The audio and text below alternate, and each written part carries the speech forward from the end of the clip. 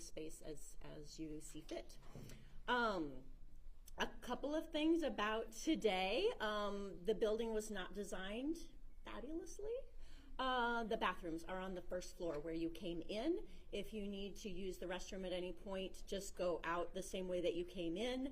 Security will be able to get you through to the restrooms. That is a flaw. I recognize it. We will work on that. But that is available if anybody needs that. Any other housekeeping items we can cover in a minute, but I think that's the biggest thing. Just wanted to welcome you all. Thank you all for being here. We're excited about this wonderful opportunity, and I'm going to turn it over to Director Serviss. Awesome. Thank you, Director Rogers.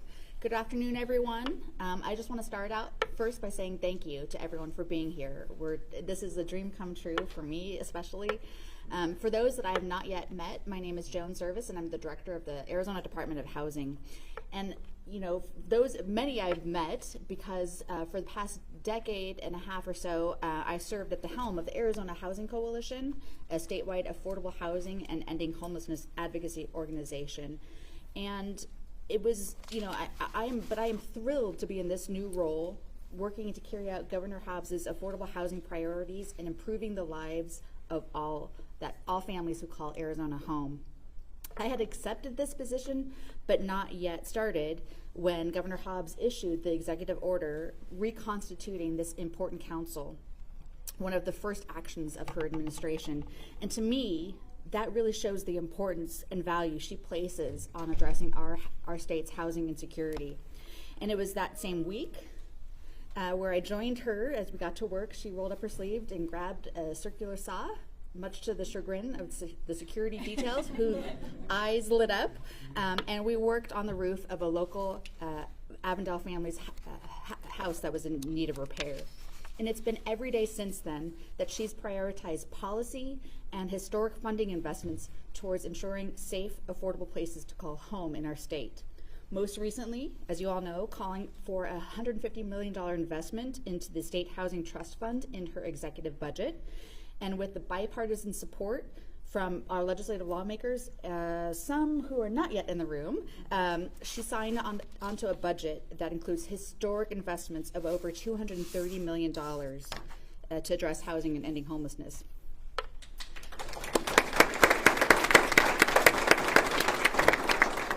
But that was the easy part, right? Like a breeze, a walk in the park, a piece of cake. Now comes the hard part, and that's really what that means is ensuring that we leverage those dollars to have the greatest impact and provide quick occupancy housing solutions and support shovel-ready development to meet our state's housing challenges. And that's where you all come in the work of this important body. When I was back at the Housing Coalition, I served on the former council. Back then it was called the Arizona Commission on Housing and Homelessness. It was neat. It met. There were presentations, but it lacked the sense of urgency that the people of our state that are living on the streets or doubled up or that are in shelter or struggling to pay rent and mortgage, the sense of urgency that they call for. They need the expertise, the acumen, the authenticity that resides around this table to centralize the efforts of ending homelessness and addressing affordable housing, to recommend policy and regulatory changes, to enhance efficiencies and eliminate duplication of effort, and to map out our state's housing goals, and to promote research-driven, performance-based, results-oriented work to prevent and end homelessness in the state of Arizona. And they need a leader at the helm to drive and sustain the work of this effort. And that leader is Governor Katie Hobbs. Governor?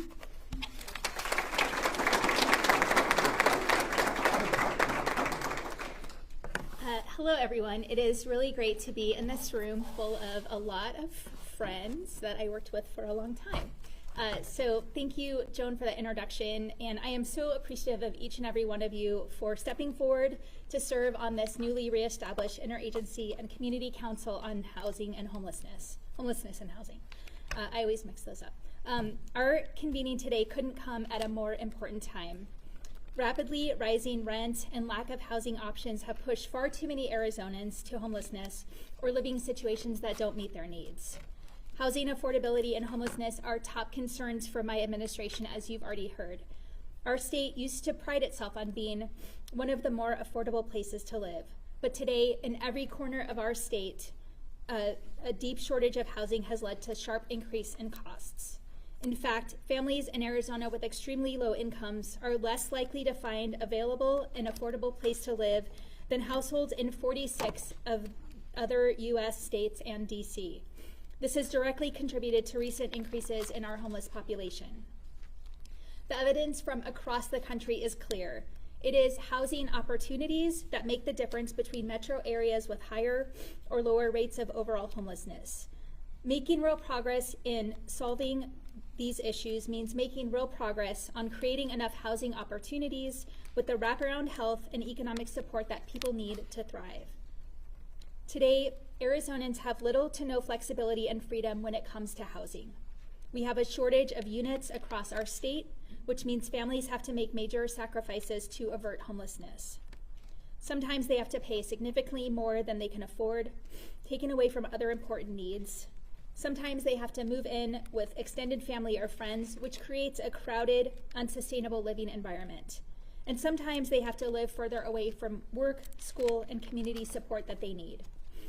And even when someone faces a crisis so severe that they end up losing their home or have to enter a temporary shelter, they face too few options or remain on excessively long wait lists.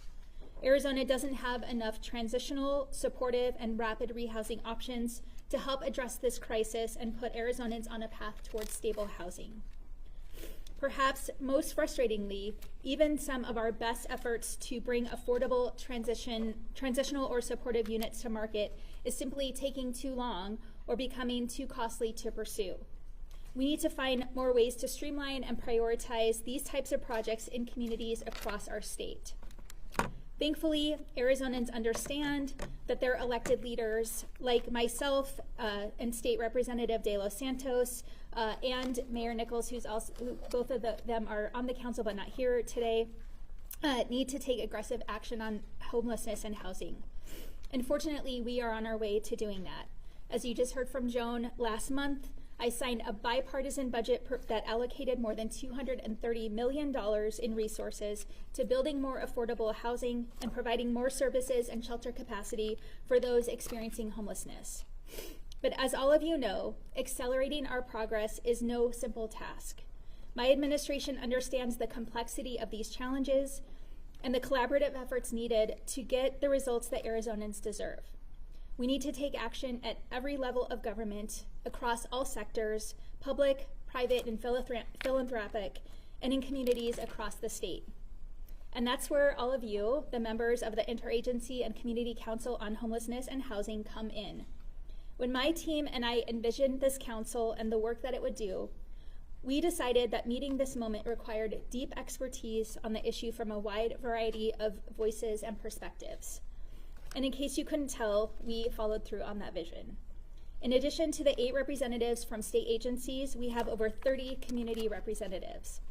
And everyone in this room was chosen because of the unique set of experiences that you bring to this table. Whether you work in the public or private sector, in Metro Phoenix or rural Yuma, your perspective is needed. Whether you serve veterans, refugees, or victims of domestic violence, your perspective is needed.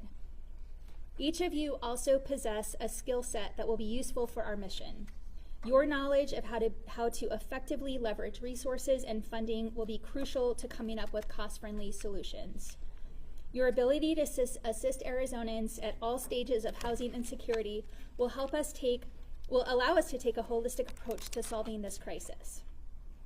Your understanding of the overlapping support needed to help to keep people housed, like substance abuse and mental health treatment or jobs programs, will ensure that the solutions we come up with will have longevity.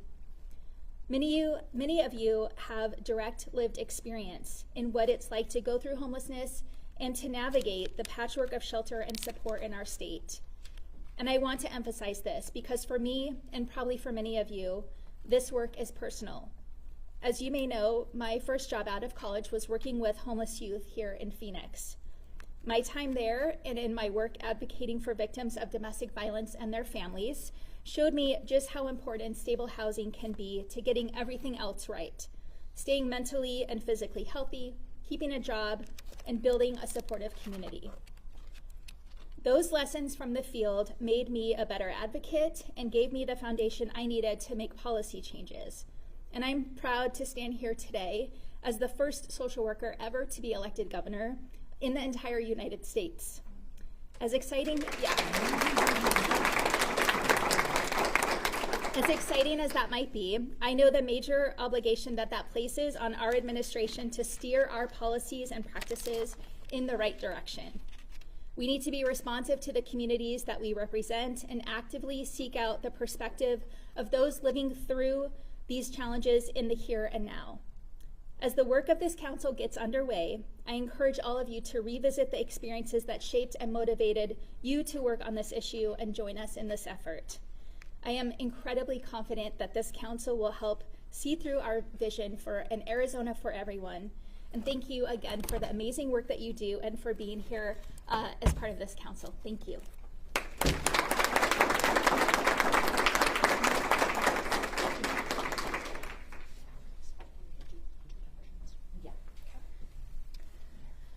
Wonderful. Thank you, Governor Hobbs. I think what we want to do now is get some familiarity with the individuals in the room. So again, we're going to take a couple of moments to do welcomes and introductions for all of you. Maybe we'll start with the cabinet and go that direction. Sure. With name, thank you. Name, organization, if you represent geography, you might want to mention that, and your why for being here. Why, when we called you to ask you to be on this council, did you accept? And maybe a little bit about, what you're hoping to gain from this experience. So I'll start. Angie Rogers, again, the Director of the Department of Economic Security. We represent the state, obviously. And my why for being here is to recognize that a lot of our conversations are going to be about housing. I think the importance of making sure that people have a safe place to call home is critically important to the work that we're going to do.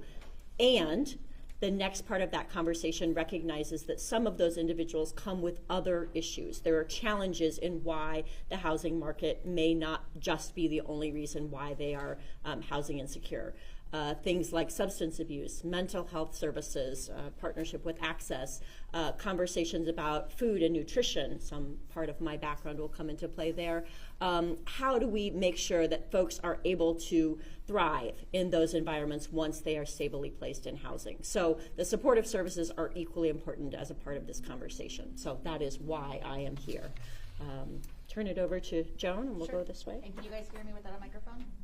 Perfect. Okay, so what was I think there's a title. Sorry. Can you push the Nate. slides? Oh, There we go. there you Perfect. go. That way I don't even have to. So you don't have to. Perfect. All right, so everyone knows me, Joan Serviss, the Director of the Arizona Department of Housing. That's my organization. Geographic representation is obviously statewide. And I have a million whys, but I will just say that, ultimately, home is the foundational cornerstone, the baseline, the foundation for success. For all, I often hearken to Vitalists' wheel, social determinants of health wheel, and how education and healthcare and housing is that cornerstone, that baseline, that foundational support. So that's my why. That's what calls me. Actually, that's what calls me to do this work. But the amazing people around this table also calls me to do this work. So your turn.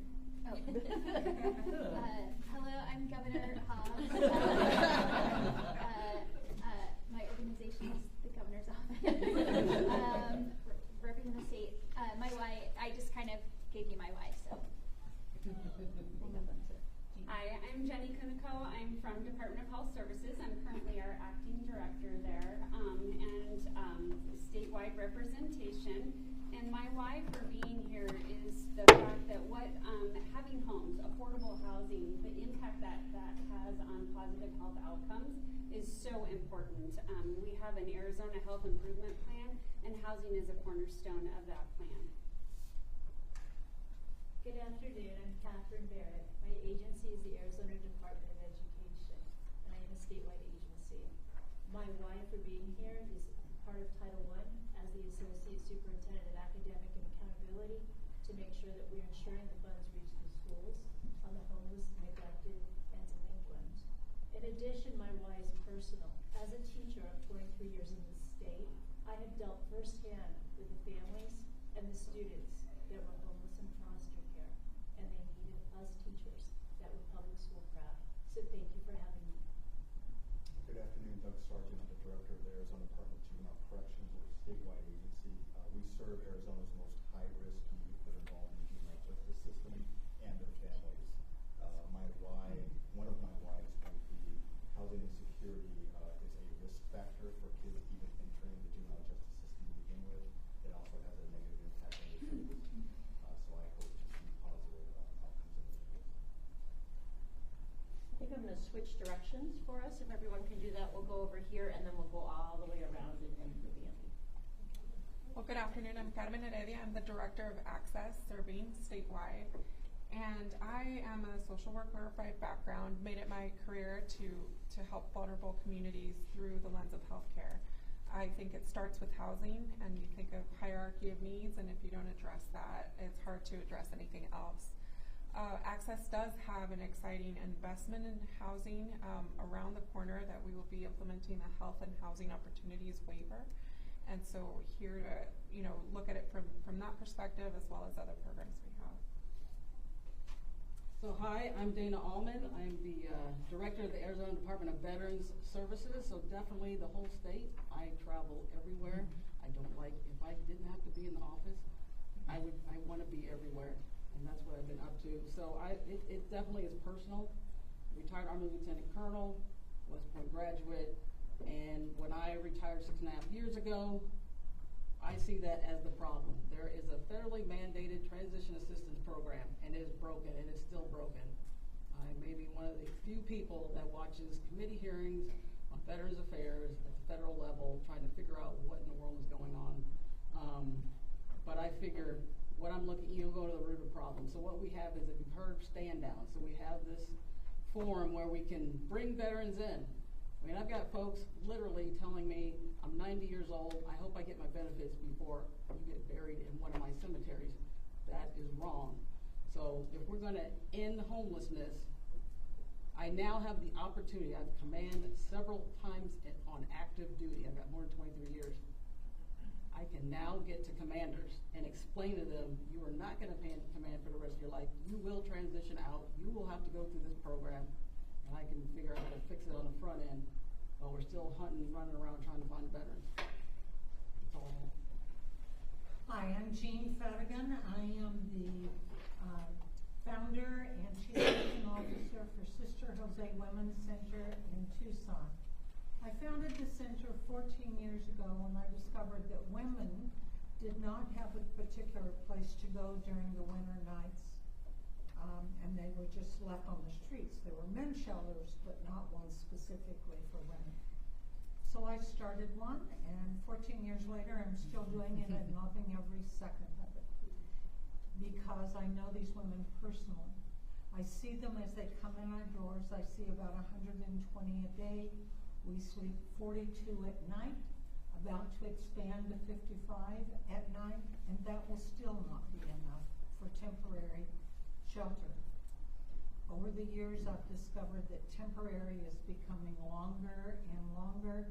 Because of the lack of sustainable houses, and I must add the lack of supportable services to help these people through the rest of their lives. Many of them, 60 to 70% of my women, are mentally ill.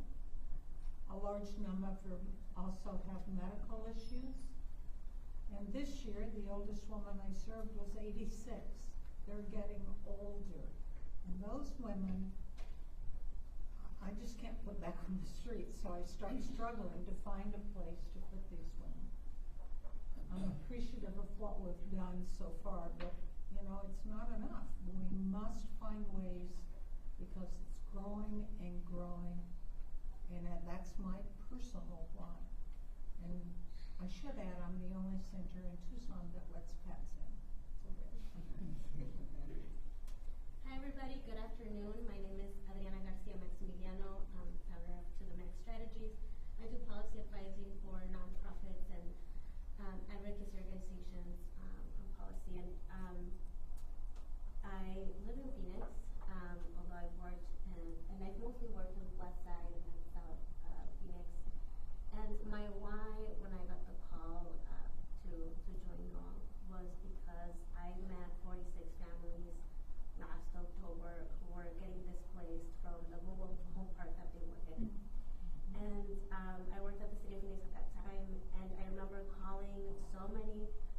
some of you in the room for help and support in finding housing for those folks, and there were no easy solutions. A lot of the times I was told that this was just a problem and a problem I had seen in my years organizing. And you know, I started organizing a decade ago, and it was a lot of the same problems then that we see now. And so worked really hard with so many partners to get them into housing and to find a solution for them. But I know that there's so much work that needs to be done on the policy side, and very grateful that Governor Hobbs is taking the step to address a lot of these issues. But those families are my most recent reason why. Good afternoon, Carol Benedict. I'm the Executive Director of U.S. Vets in Prescott. I've been there 8 years. Prior to that, I was at Verde Valley Sanctuary for Women's Domestic Violence Shelter for 17 years. So 25 years of housing and homelessness work in Yavapai County. Rural Arizona is near and dear to my heart. I want to make sure that the rural voice and the solutions look really different there often, but I want to make sure the need is just as high. And so I want to make sure the rural voice is heard, and that's my way. Thank you. Good afternoon. I'm Rose Schaefer. I'm the Executive Director with Flagstaff Shelter Services. We represent Coconino and a little bit beyond that.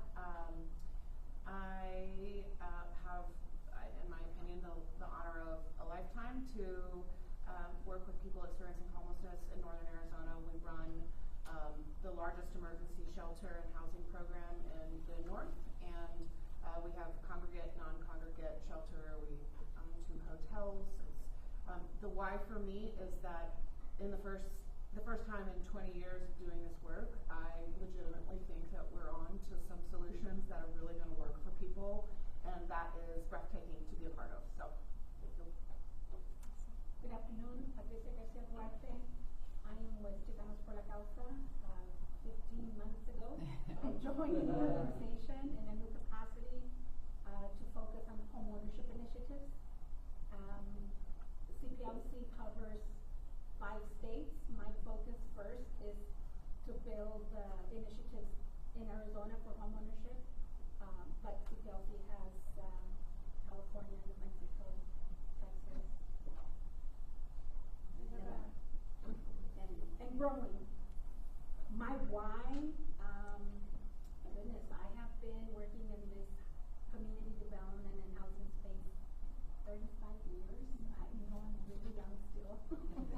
And housing is my passion. I grew up in rural Arizona, and I know now that if my parents would have gone through the traditional system, they would have not been homeowners.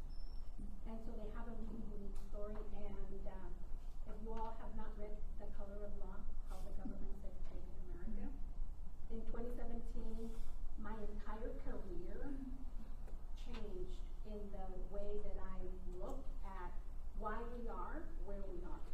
So if you haven't read it, please read it. It's really important to understand how the policies that are in place that are creating a lot of the housing issues that we currently experience. And it's a pleasure to be here. Good afternoon, I'm Connie Phillips, and I am the President CEO at Lutheran Social Services of the Southwest. We represent 4 counties, Maricopa, Pima, Santa Cruz, and Cochise counties. We work with refugees, with older adults, with people experiencing homelessness and hunger, with young families, and do a variety of work. And our staff members, we employ 450 people, and many of those people are direct care workers or case managers. Everyone is experiencing a housing crisis. I have staff people that are doubling up, moving in with parents, having parents move in with them.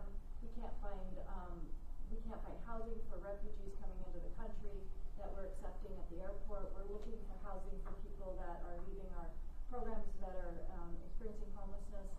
This is a crisis. I have a son who is 32 years old and a jazz musician, and a local jazz musician. He is successful in his career. If we don't buy him a house, I don't see he'll ever get one. So this is a personal issue for me. I am also a social worker. I did my very first internship at a CAS and was in their program. I used to go pick up people who were seriously mental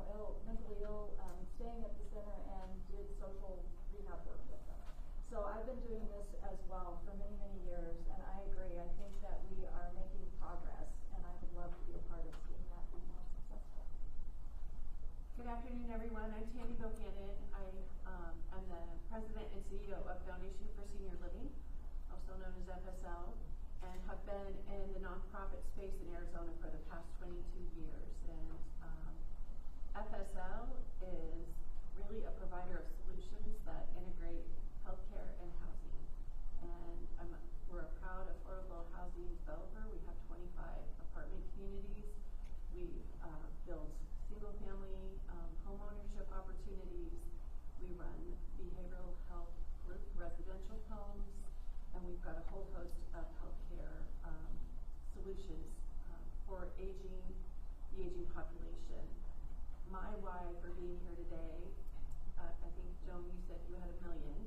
I think I start with the thousands of people who are on the wait list for our affordable housing communities. It is just heartbreaking to take a phone call. We probably got a phone call from you, and to turn people away. And then another 1 million reasons are the silver tsunami that's coming. And the largest population of people who are beginning to experience homelessness are seniors. And we have to be prepared for that that tidal wave of folks, because they are finding themselves every day experiencing homelessness. So I'm excited to be here and to collaborate and to be a part of the solutions that I know we will present to you. Hello everyone, I'm Dee Yazzie Divine, and I worked for a tribal community for 6 years, and then I went to Native American Connections 44 years ago, and I just retired. So for the last 50 years I've gone to work every single day. This has been my life's work. The mission of my life's work, not a job. And there's I'm America now. I'm the CEO of America. So we have a new CEO at Native American Connections, and I'm just in the transition phase, helping her transition into the operations of the program and to meet key people like everyone sitting at this table. And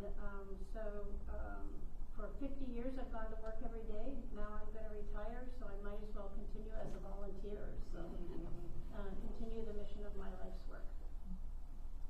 Good afternoon, everyone. My name is Kathy Dinolfi. I'm the Chief Program Officer at A New Lead. I, too, am a social worker and started 27 years ago at A New Lead, and have worked in most of our programs that are county-wide. A few of them are touch statewide. And my why is the people that are in our program that are needing our help, that they are needing me to represent them, to find solutions. With this great group of minds here in this room, I was so excited to see so many old and new friends that I know are committed to the cause like I am. Hi everybody, I'm Rachel Milley. I'm the Director of the Office of Homeless Solutions for the City of Phoenix, a position I've been in for 1 year now. So my geographic area is the City of Phoenix. And I'm also recent co-chair of the Maricopa Continuum of Care with Dr. Vicki Phillips, you know that.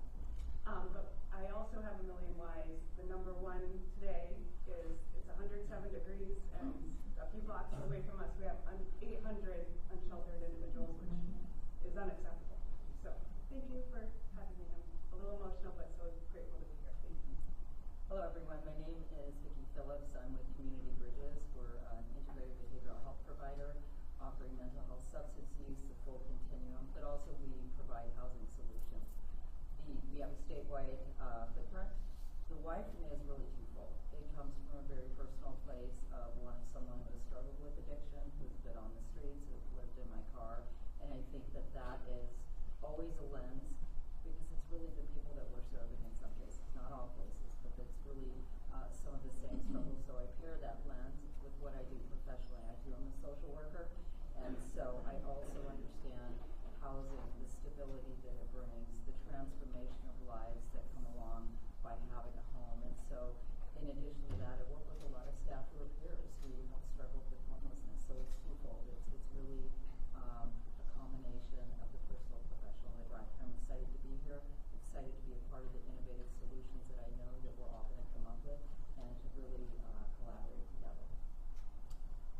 Hi everybody, Daryl Christensen, Vice President of Community Integration and Ability 360.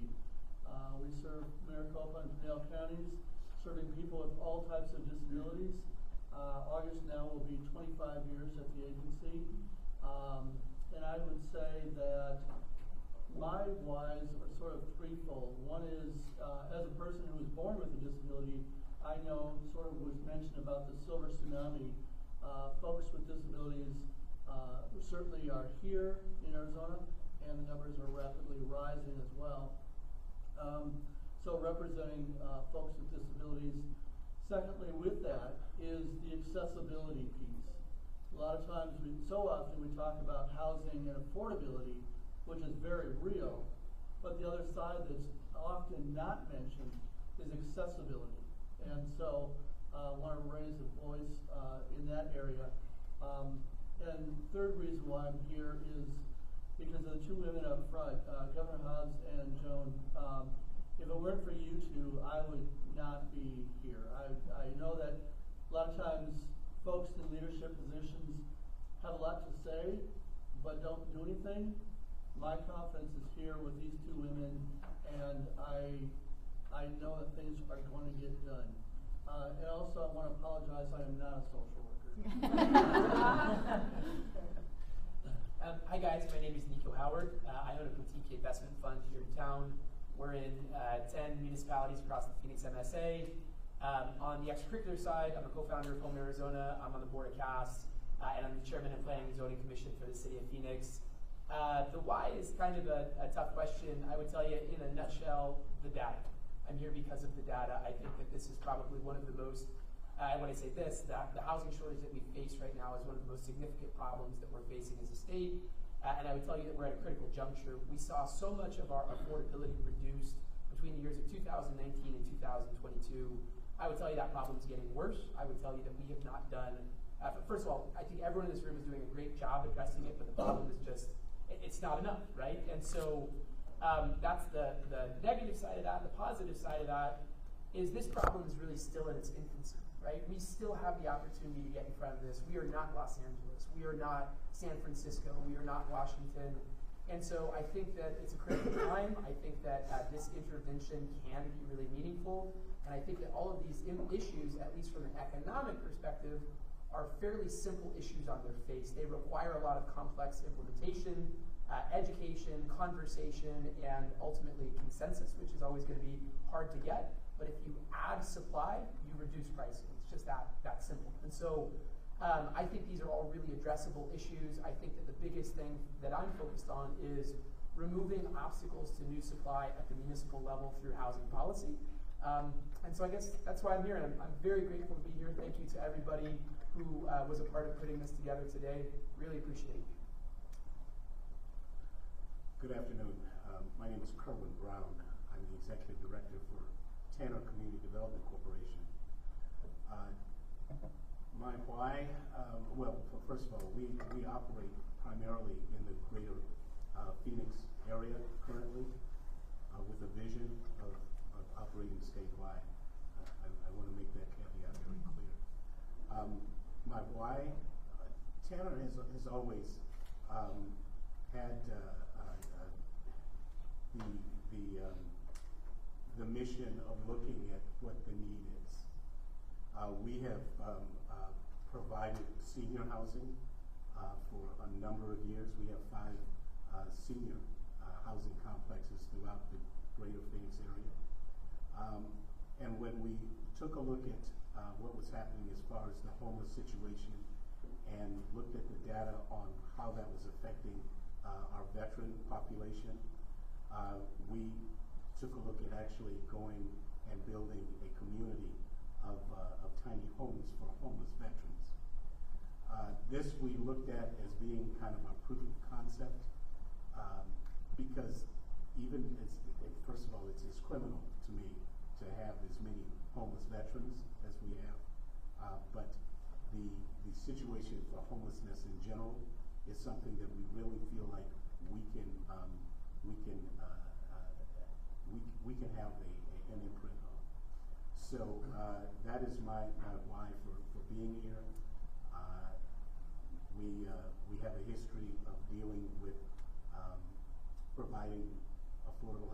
seniors. Now we are looking for providing affordable housing for veterans. And going forward with the help of everyone here, I'm hoping we can have an imprint of providing affordable housing for the rest of the community. Hello everyone, Liz Morales. I'm with the City of Tucson, currently Assistant City Manager. Just recently, as Director of Housing and Community Development, been doing housing and community development with the City of Tucson for 4 years. Been a great opportunity for me to be able to really have impact with my colleagues, with Mayor and Council around housing and homelessness. And so, I've been doing public housing work since 1996. Had 8 years where I really grew around homeless work with Arizona Behavioral Health Corporation, which I'm now currently a board member, but Arizona Behavioral Health really helped me understand the behavioral health system and homelessness, and that's where I grew my policy legs around that, and really allowed me to know that we can actually do something about ending homelessness, and so I still truly believe that. My other why is around political will. Since I've been in Tucson, our leadership in Tucson has shown me that we can, with our electeds and with our nonprofits, like Jean and others that are here, we can get where we need to go and truly have that belief and value that we just need to keep doing what we need to do. So that's why I'm here, is because I believe with our political leadership we can continue to get some progress now at the state level, and so that's exciting. So thank you for this opportunity. My name is Terrence Watkins. I'm the Housing Director for Community Partners, which is a division of Intermountain Center for Human Development. We provide services in Anal, Pima, Santa Cruz, Cochise, Graham, and Greenleaf County. We have funding from a lot of people here to do a lot of services, and we get Medicaid reimbursement for all of the services that we do. My why is heavy. 17 years ago, just about, I was a couple blocks over in 107-degree weather living in the sun. I've been to the Juvenile Department of Corrections, the Adult Department of Corrections. I went to Chicanos por la Casas rehab. I went to Old Pueblos, went through Old Pueblos Community Services, and I just got like a lot of help that brought me to where I'm at today. So the reason why housing was really important to me was I would get off of work when I worked at Ashley Furniture down the street, and I would walk outside and I had nowhere to go. I had no food. I worked today, I just didn't have a place to go, no food, no check. So I just want to help other people not have to feel that. That's why I'm here. David Bridge, Arizona Department of Housing. I'm the Special Needs Administrator, but more importantly, that gives me the privilege of serving as the HUD Balanced State Continuum of Care Coordinator for the other counties that aren't Pima or Maricopa. My why, as everybody has said, homelessness is needless human suffering and a needless loss of human capacity. That's even more tragic when we have the solutions at our fingertips, and then we should be able to end this problem. And most importantly, why this participation is so importantly is what I've learned in my 30 years of working in this field is that the only way we do it is together. None of us have the solutions by ourselves, and the only way we're going to solve this is through coordinated activity like we have here today. And I'm really hoping this is the opportunity, as Joan was saying earlier, to kind of break through and really make the system changes we need to end homelessness. Thank you. Jessica Berg, St. Vincent de Paul. I'm the Chief Program Officer, and so many whys already. We are mostly, there's 2 St. Vincent de Pauls in Arizona, 2 main councils. One is in Tucson and one is Phoenix and Northern Arizona. So we're Phoenix and Northern Arizona, but most of our programs are focused in Maricopa County. And the word that keeps coming to mind for my why is just ridiculous. It is ridiculous that we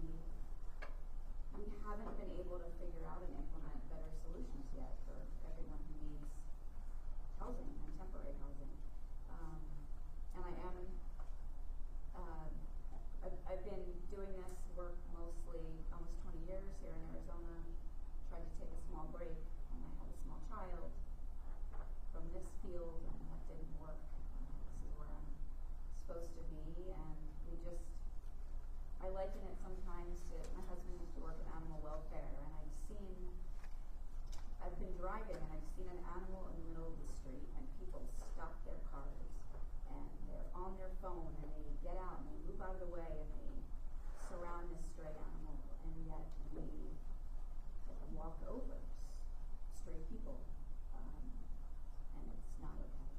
So I'm here to do something. I don't know what, but I want to make things happen.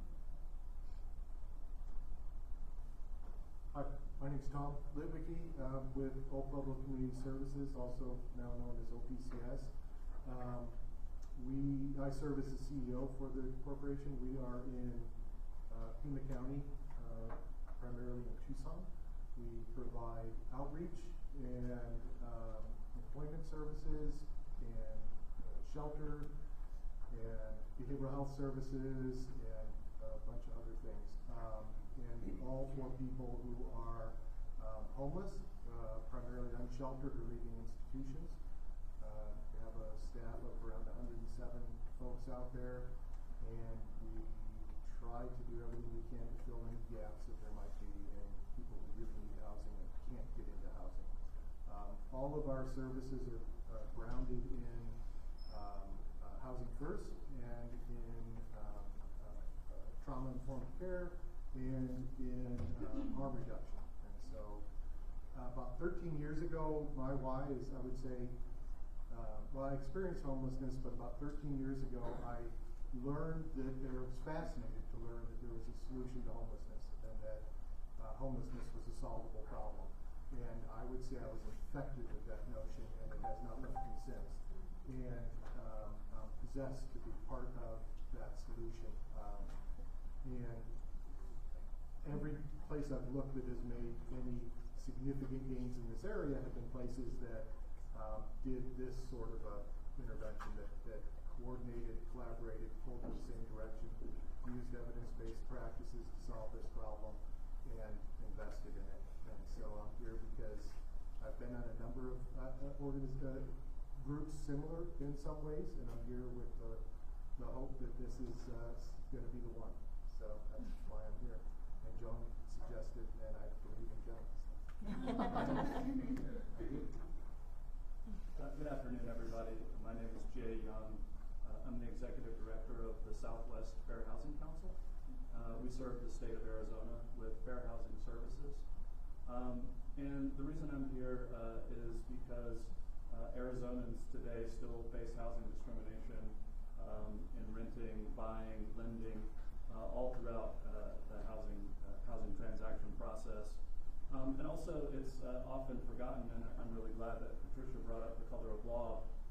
It's often forgotten that the Fair Housing Act demands that we affirmatively further fair housing, which really means addressing housing segregation and creating integrated communities of opportunity. And I believe, as Patricia pointed out, that if we do not understand the history of housing segregation and that essentially that is the foundation of housing still today, we will not really be able to have an equitable housing market and equitable housing in the state or in this country. So I'm here to represent fair housing, and I'm just really happy to be here and honored. So thank you.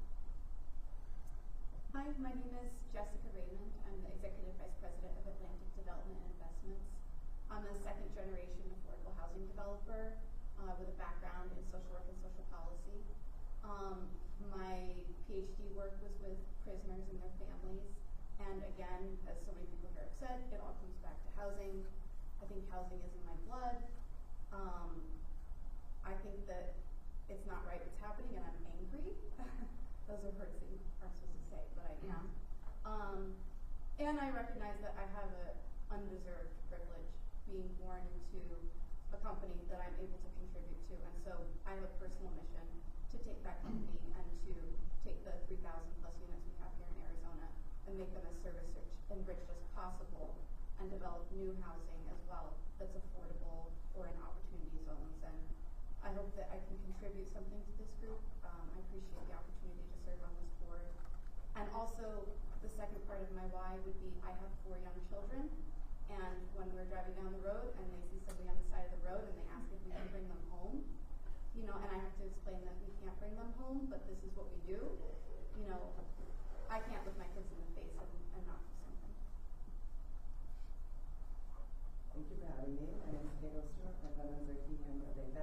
I'm the Deputy Director of 1 in 10, so we provide social programs and supportive services for lesbian, gay, bisexual, transgender, queer, questioning, intersex, asexual plus, and allied youth and young adults in Arizona.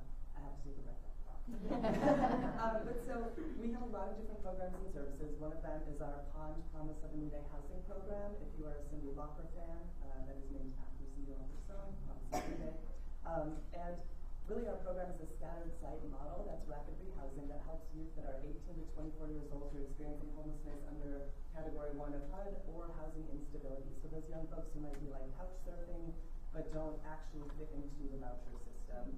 And so my wife for being here, so many of them said by other folks, but LGBTQ youth and young adults face discrimination in so many ways, right? Whether it's public accommodation, whether it's in their homes, whether it's in their schools, whether it's in housing. And I've worked at 1 in 10 for 15 years, and so many young people have come to our door, have been dropped off by parents who weren't supportive because they were kicked out of their homes. We've had a young person walk from Queen Creek all the way to our center in downtown Phoenix in the past because they didn't have a safe place to stay. And 10% of the population is LGBT, yet LGBT youth make up about 40% of the homeless population. So we are all working with LGBTQ folks in our programs if you're working within housing. But we are not all providing services that are affirming them. So that's one of my mission goals in this council and within working with folks experiencing homelessness is ensuring that when somebody comes to 1 in 10 or another program and they're having, most usually they're having the hardest day of their life, right? They've been kicked out, they've had to leave home because they've been perhaps kicked out because of their identity. And when I call up another service or another shelter and they're not allowed to come because they're transgender or they're non-binary, that's a problem. And so we're really working on solutions for that to help train folks to be able to support LGBTQ young adults and older folks in their programs. So thank you. Good afternoon, everybody. Gabriel, I'm the Director of Health and Communities with the Vitalist Health Foundation. We work statewide on housing policy, and a little bit of everything in between, specifically addressing the social determinants of health. We see a clear line between health and housing. Housing is health, health is housing. Whether it's the impacts of health from somebody looking for shelter for the day, or it's addressing the wealth gap through ownership. So we really try to address housing on a broader scale. I think the why for me is having the opportunity to work with residents for years, for decades through my work at Habitat for Humanity, neighborhood revitalization, walking neighborhood to neighborhood and seeing the impact of policy on residents and how it impacted them. Really my passion in housing and really got an interest in seeing how we can work upwards for that. Hi friends, my name is Jocelyn Wilkinson. I'm with the Arizona Housing Coalition, so following in very quick footsteps. I was one of Joan's last hires before she was appointed. I tell everybody that she just left me with $10 million. She's going to leave me with $10 million. But obviously, we have huge shoes to fill in our organization. We advocate for safe and affordable housing, and our organization is statewide. My why, I think for the coalition, obviously, is to continue to be advocates and prioritize safe and affordable housing for all Americans, but or for all Arizonans. But my personal why is I also have a lived experience, which is very recent. I've only been staying in the house since 2019. Experienced homelessness in 2015, and I just ran in barrier after barrier after barrier after barrier. So I've never received the services that I think would have been beneficial for me and my children, and just was really just kind of forced to pull myself, and I hate that term, pulling yourself up by your bootstraps, but I didn't have a choice. I fell into depression, and I was self-medicating with alcohol, so just understanding being in that environment, how it affects the mind, the body, the soul. I'm here to advocate and make sure that folks who experience homelessness have a voice on this board, and that their experiences are heard. And also just to build policy where we're breaking the barriers, right? Like, we just need to know what we need to do to get you housed, right? Like, we can't have all this red tape and have them jump through all these hoops to receive something that they rightfully deserve to receive, which is housing. So, it's good to see everybody. Thank you. Good problem. My name is Alexandra Terry.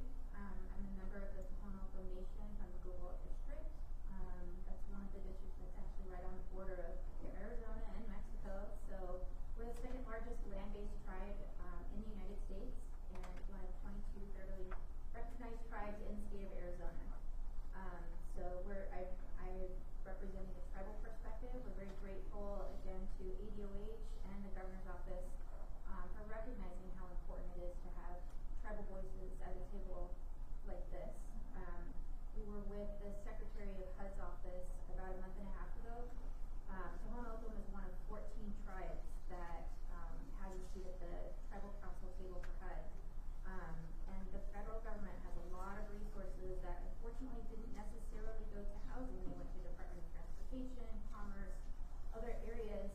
And we're really pushing and working hard to make sure that those resources for Build Back Better can come to, at least to the Southwest, specifically the state of Arizona, especially as one of the largest tribal population states.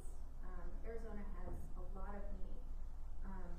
Tohono O'odham, one of our greatest sources of leveraging is the Life Tech program through the state of Arizona. Very grateful.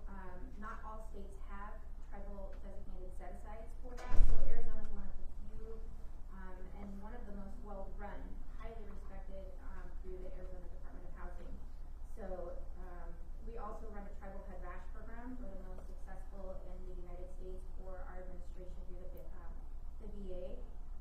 And just recently, during our most recent renewal, we have had to exceed the rent. If anybody's not familiar, Section 8 housing vouchers are the main driver for the VASH program. In more than half of our veteran programs, which we have about 68, we've had to exceed the FMRs, the fair market rents, because it's just completely unaffordable. Landlords don't want to participate, housing developers, all sorts of things, but we are fortunate that we get to run our own program in partnership with the VA. So we do housing development, we do low multi-family housing rentals on and off reservation. But why I really do want to help bring advocacy to underserved tribal communities, although it just it seems rare that we have an opportunity to have a seat at a table like this. We do represent a very large percentage of homeless veterans, of youth that don't have stable housing. So we're very grateful that you recognize us to have a seat here. Thank you. Hi, I'm Cindy McLean with the City of Tucson, which is also the COC lead agency for the Tucson FEMA Collaboration to End Homelessness. I'm here because I believe that housing is a human right. I was homeless many years ago, and even though it was brief, it had rippling effects for years to come, and people don't realize that unless they have that lived experience or they work with those that have that lived experience. And so I'm very excited to be here to help make safe and affordable housing a realization for the thousands of people that need it, not just in Pima County, but throughout the entire state. So thanks for having me. Good afternoon. My name is Kelly Donnelly Williams. I'm the Director of Human Services at MAG. We are the Continuum of Care for Maricopa County, and I am here because my colleague Katie Gentry needed me to come today. I'm her proxy, so I could give you my why, but I will tell you more importantly, you will be in great hands with Katie. She's brilliant. She's very dedicated to this work. Many of you know her, and we're really thankful to have a seat at the table, and I am honored to be here with you today. Thank you. Hi, I'm Colleen McDonald. I am the Chief Program Officer with our Family Services, and we serve primarily youth and families in Pima County, mostly in Tucson. I'm also here as proxy for our CEO, Jim Snyder, who is out of the country at the moment, but we have, let's see, Pima County's only teen shelter. In addition, we work, sorry, I'm totally sorry, my why, I'm going to get into my why a little bit because Jamie's not here, so also, I'm really appreciating people sharing their lived experience. I also have lived experience, and that has fueled my passion for working in the nonprofit field for 25 years. But housing really only recently, specifically to housing. So I feel like I can bring a fresh set of eyes to a system that's like unbelievably siloed, that I never knew how siloed housing was. So, just grateful to be here. I'm amazed at this group of folks, and I can't wait to see what y'all do. I'm Jocelyn Mussolini. I'm with the Tucson Female Collaboration to End Homelessness. We are the head of the COC for Pima County. I'm here, like Cindy, I believe housing is a basic human right. We have responsibility to each other to make sure that everyone has access to that right. And I think homelessness is a solvable problem, and I'm just really excited to see all of these amazing people who's around this table. It's pretty exciting. So thank you. I'm the only non-council member that gets to share on it. Hi everyone, my name is Andy Shagru. You've all heard from me very recently. I'm the governor's policy advisor for human services and housing, so there's a little clue as to the why there.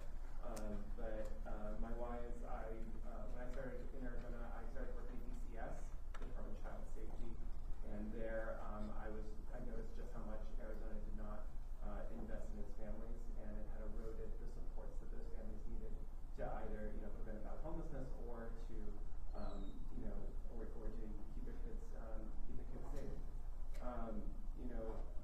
I then worked in policy advocacy, trying to imagine what it would be like for the state of Arizona to invest in families and get them the support they need. And to echo what Daryl said before, I'm here today because I believe in what the governor and what Angie and John are going to be capable of in the coming years. So thank you all for stepping forward and being here today. And as Joan's walking to the podium to start on level setting, the next item on our agenda, I just want to acknowledge the wealth of expertise in the back of the room as well. It's partly my team, it's partly Joan's team, and I just want to say thank you to everybody. We won't have time for introductions because we're moving quickly, but just a huge thanks to our teams and their expertise and their ability to support this council moving forward, particularly as we get into some subcommittee work that we're going to be doing. So.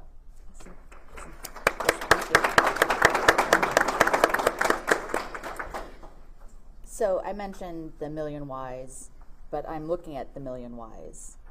And I also think when we talk about level setting, we need to think about that number right above the state of Arizona, that 14,247 reason why. So when we think about, and a lot of this information that I'm going to go over, you've heard from me before, it's only gotten worse. But I do think, you need to have a level set, a frame of understanding of this work to then propel and create that sense of urgency that we now need to move forward in. This figure, this 14,247, that's as of January 2023. We know it's neither precise nor perfect, but it is a measurement that our sector uses. And what's most troubling is that it has increased. It has increased almost 44% in the past 5 years. And then, as I mentioned, most troubling is our unsheltered number. Statewide, 53% of folks in Arizona are living without a roof over their head. It is a snapshot in time. For those of you who've ever participated in that point in time street and shelter count, we know we're not capturing folks. We know there are folks that are doubled up. We know there are families that do not want to be counted. We know that folks are exhausting their social supports and not at the shelter. We know there are folks that don't want to receive the care. And so how do we make the care better so that they can come in and get help? And that's what is tasked upon all of us. I had a visual, and I'm going to grab it and try not to trip over myself. But the visual is this book. I think some of you attended a seminar or a workshop, Homelessness is a Housing Problem. And I knew it all, right? Like I felt like I knew it all, but this framed it a lot better for me. High rental costs and low vacancy rates create a challenging market for many residents in a city, and those challenges are compounded for people with low incomes and or physical and mental health concerns. I'm going to charge you all to read this, but I'm going to try and quickly find it. But you think about the game of musical chairs. If you take away a chair, if an individual has a sprained ankle or any other barrier, that person is going to lose out on that chair. That's what's happening, and that's why so many individuals are experiencing homelessness and why we need to increase more affordable housing. To solve homelessness, we really need to understand the fact that there are many contributors: poverty, domestic violence, mental health issues, substance abuse issues, systemic inequities that exist in both the labor and housing market. They all contribute to why an individual might experience homelessness, but the lack of housing is why they remain homeless. Angie, you wanted to talk a little bit about this. I think you mentioned that it's an economic indicator. Do you want to talk a little bit about that? Just the recognition, and I think many of you know Fred Carnes, who had a really great post recently about the realities of homelessness. Again, this point in time is an important indicator, not the only indicator, but an important indicator of where we are headed. It is a foreshadowing to what could be to come. If we're starting to see trending information, food banks are that same indicator, right? Unemployment rates are that same indicator. Just starting to look at the environmental factors in our economy, they're starting to point towards, I don't want to say the R word, but concerns about where we could be headed. And so if we're not getting ahead of this right now, what is going to happen in 6 months, a year, 2 years from now? So estimating Arizona's housing shortage, a goal of this committee, of this council, and really it ranges. We've heard a range from 60,000 and all the way up to 270,000, a figure that the Arizona Department of Housing has often quoted. The numbers range again from ADOH, housing analysts hired by the Legislative Housing Supply Study Committee that was held not too long ago, but few can debate that we need more. We never recovered from the last economic downturn. We aren't building fast enough. We're experiencing explosive population growth, and there's rapid real estate development, including industrial investors that have gobbled up our cheap supply of starter homes and multifamily housing dwellings, which are necessary to support our growing state and attract new employers, have caused fury amongst single-family homeowners, or the NIMBYism, who show up in droves at local councils and stall desperately needed housing developments. I pulled this quote, I see Catherine Rieger back in the back, but I pulled this quote from an article that she spoke with Arizona's economist, Elliot Pollack.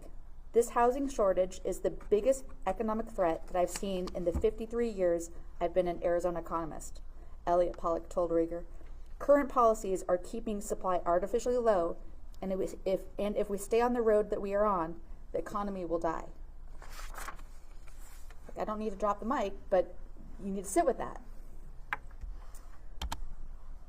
You all have seen this slide before, that low-income renters are facing great pressures. The National Low-Income Housing Coalition reveals that Arizona's rental housing supply can only meet a quarter of our state's needs. The state has just 24 affordable and available rental homes for every 100 extremely low-income rental households.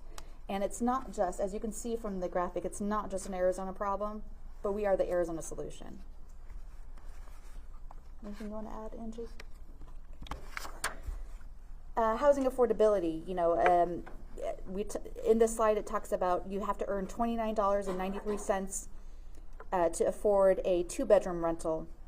But if you think about a minimum wage worker, a minimum wage worker in Arizona must work 1.8 full-time jobs, or 71 hours a week, to afford a modest 1-bedroom apartment. And if that minimum wage worker is a single parent and they need a 2-bedroom apartment, they have to work 2.2 full-time jobs, or 86 hours per week, to afford a 2-bedroom rental home. And they're further pressed to put food on the table, access healthcare, childcare, etc. Yeah, I think that's just what I wanted to build on, was the recognition that housing is the cornerstone of families, meeting a family's basic needs. However, the recognition that the more resources that you have to pour into your housing asset, the less you are going to have for childcare, for food, for all of the other basic needs that you're going to need for medicine on a day-to-day basis. And so, you know, as housing crises rise, obviously that has rippling effects across the rest of social services and our ability to provide support for families. And it's not just housing, right? It's not just the housing costs that are, you know, it's not just housing costs. There's a shortage. The shortage of affordable homes limits a family or an individual's choice about where they live, often relegating low-income families to substandard housing in unsafe, overcrowded neighborhoods with higher rates of poverty and fewer resources for health promotion. The financial burden of unaffordable housing can prevent families from meeting other basic needs like nutrition and healthcare, and are particularly significant for low-income families. I'll just tell you a personal, quick study that I did as a soccer mom, traveling with my kids to different soccer playgrounds and recognizing the quality of parks in lower income communities, and how, again, it's just a snapshot, just a back of the napkin analysis of the fact that we need to provide really high quality environments, housing, neighborhoods for families to succeed. Yeah, I think this again speaks to the sacrifice of the families are making consistently over and over again. There is no good choice for so many of the families that we serve collectively, that you all serve collectively, in thinking about, do I pay for medicine? Do I pay a little bit more for a little bit better neighborhood? How do I get a better job? Do I need additional skills training? It's just a compounding snowball. Look, this is all heavy stuff. And as we went around the room, I know many of you, a good 96% of this table I know, but I heard some personal stories that I didn't know. And so I have this wealth of your knowledge, of knowing you all. But you all need to know each other. So let's use this time to connect with each other, because we have to do this together. So thank you. We'll take a short break. A reminder, can you use the restroom upstairs? And I just want to echo what Joan said. I started to write down the passion that I heard behind so many voices in the room, that we want solutions, we want great policy, we need to be focused on housing and accessibility, we need adequate resources to be able to do that, and most importantly, we need to keep the people that we serve in the front and center of all of this conversation. I heard that out of all your voices. I don't think that we're willing to, that there's a recognition that is true there. And then the last thing, that this is a rare opportunity. I have worked for 2 governors now, and both of them have had a focus on human services in different capacities, first on child welfare, now on housing. And I will say, you do have a rare opportunity to get the head of the state in a room to talk about an important issue like this. Please, let's not waste that conversation, right? Let's make sure that we are doing everything that we can to make sure that we get this right for the families to come. Thank you. Couple of minutes. Yeah, perfect. Thank you.